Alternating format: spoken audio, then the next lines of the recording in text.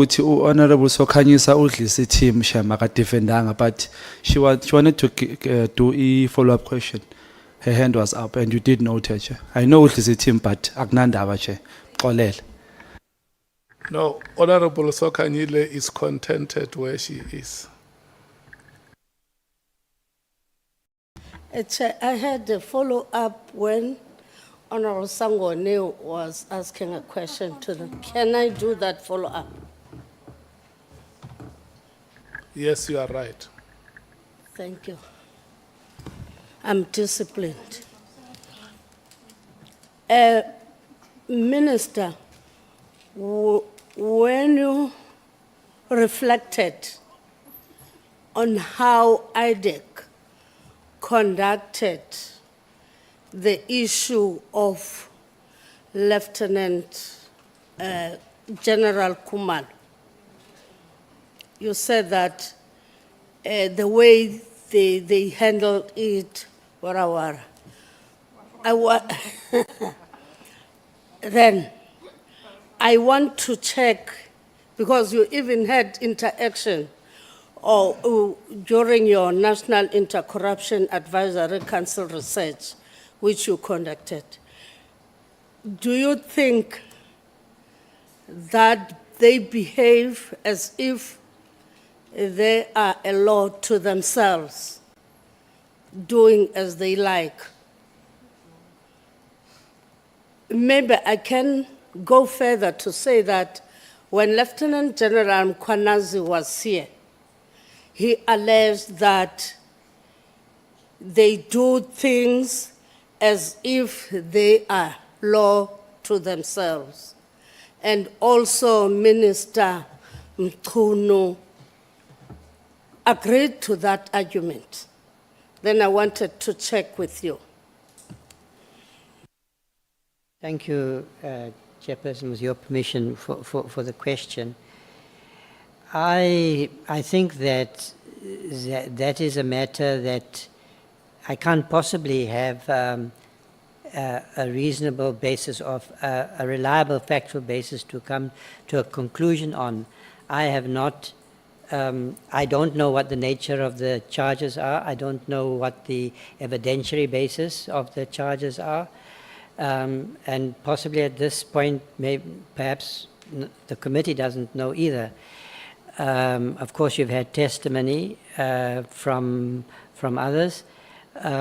I assume that this is a matter that you will engage with IDEC when they appear before the committee. But I have said that the arrest of General Kumalo does raise a question which needs to be put to them for clarification, which is, on the face of it, was this a criminal charge that arose from the appointment of a particular person into a particular position? They will have to explain why they came to the conclusion that it was correct for them to charge the general and to arrest him in public for the offense. They need to clarify the matter. I haven't had a briefing from them. I do not even know for sure exactly what the charges are, what the basis of their investigation has been. It is very concerning, but they have to understand that the matter is now of concern to the committee. There will be public concern about this matter, and they should provide an answer. But I don't think I'm in a position to form an opinion that I'm willing to share with the committee at this point on whether what we've seen from IDEC is abuse of power or not. The question arises, but I don't know if I'm in a position to provide an answer at this point. Sir, the issue of Lieutenant General Kumalo is just an example on their conduct. Don't you see them behaving as if they are law to themselves. Are there other examples that you have in mind that you want to just bring to my attention so that I can comment? I'm not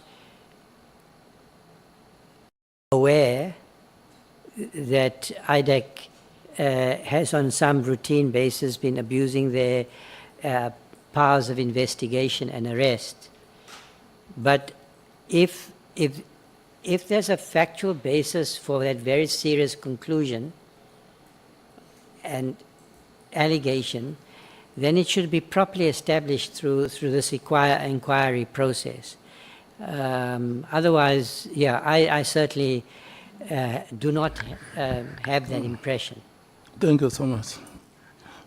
Honorable Shongwe. Thank you, thank you. Acting Minister, with what you have observed thus far, do you think the suspended minister should be returned to the position you're acting on?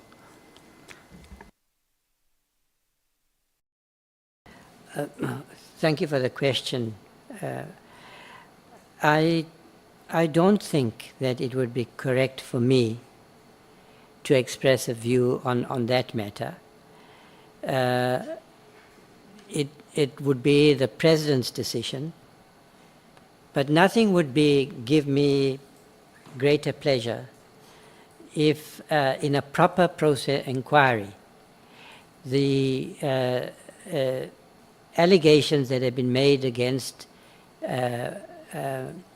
Minister Mchunu were resolved, and if he was exonerated, properly exonerated, because and then the question would certainly arise about whether he should be appointed to this position. I fully understand that the President has made an appointment and the President decides on the duration of the appointment in the light of all the considerations that a President takes into account when he or she makes these decisions. So I'm not a minister for life. I'm a minister for as long as the President believes that I should be. And if he changes his mind, I will have no issues. You are a South African citizen. So let me ask you, as a citizen, the same question. Who would you recommend, with the knowledge you have and how he has tried to disband the PKTT? Who do you think? I think the Honourable Member should appreciate my difficulty in responding to a question like that. Because in a sense, you can say I'm an interested party, number one. Let me stop there. Okay. It's fine, I understand. Let me leave you. This question again would also require an answer, and it's again in your conscience as well. What do you make of the fact that the President overlooked 2 deputies, one being a female with 31 qualifications, and went to look for you outside the cabinet?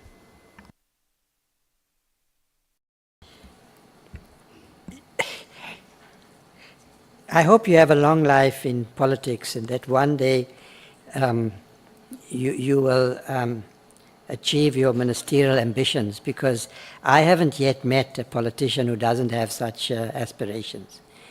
Now, I am reasonably sure that when you are appointed, you are not going to ask yourself the question why others were overlooked.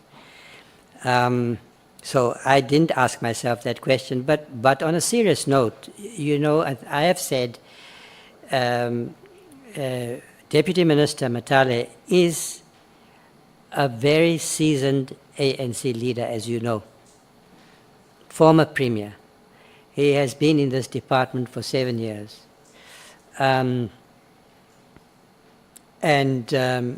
Bashelo is also has a long history. She was a former MEC. She's now an NEC member. They were not appointed into this position. It might well be that the President wanted to appoint someone who's not currently directly involved in the project of, or in professional politics. I'm not. So perhaps he thought that for this period of time, I don't, I shouldn't be invited to speculate about what was in his head, but maybe he thought that that's what is needed. A politician who's not a politician. Thank you for that answer. Would you recommend that since General Mkwanazi's term in the office is ending very soon, I think next year, March, if I'm not wrong, would you recommend that he's returning to the same position or maybe somewhere in the Saps? I've been thinking a lot about how to use his talents. I think he's clearly formidable, and I hope he stays in the South African Police Service for many years to come, and he should be in positions where he can make a maximum contribution equal to his talents. Would you recommend the same for General Sibia? I don't know much about General Sibia. The evidence against him so far, particularly in the Madlanga Commission, is very concerning.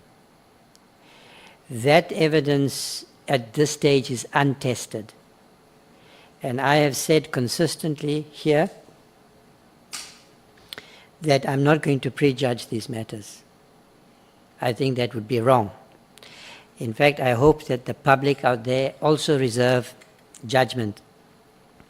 I noticed that General Sibia has asked for the opportunity to cross-examine. And in general, I think that the Madlanga Commission, what's happened before the Madlanga Commission so far is that evidence has been laid. Those witnesses were not cross-examined, I suppose on the basis that the other side, if you like, will be given an opportunity to testify. But the procedure has been a little bit odd from that point of view. So, yes, there is sufficient and compelling evidence already on the public record which raises serious questions about many of the protagonists. But I think it would be wrong to come to conclusions, until the process has been concluded and proper findings have been made. Thank you, Minister. Thank you, Chair. Thank you so much, Honorable Topper. Nothing. Sure, I would do honestly.